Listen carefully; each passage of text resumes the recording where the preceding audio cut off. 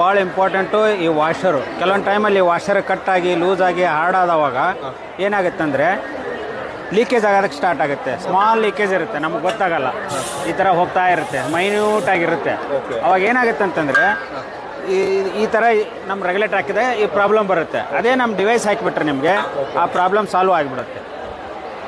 ಇದ್ರ ಮೇಲೆ ನಮ್ಮ ರೆಗ್ಯುಲೇಟರ್ ಹಾಕ್ಕೊಂಡ್ಬಿಡೋದು, ಲೀಕ್ ಆಗಲ್ಲ. ಇವಾಗ ನೋಡಿ ವಾಷರ್ ಅಲ್ಲೇ ಇದೆ. ಇವಾಗ ಸ್ಟವ್ ಆನ್ ಮಾಡ್ತಾ ಇದ್ದೇನೆ. ಹಾಂ ನೋಡಿ, ಈ ಪೈಪ್ ಏನಾರು ಓಪನ್ ಆಯಿತು ಆಟೋಮೆಟಿಕ್ಲಿ ಗ್ಯಾಸ್ ಸಪ್ಲೈ ಸ್ಟಾಪ್ ಆಗಿಬಿಡುತ್ತೆ.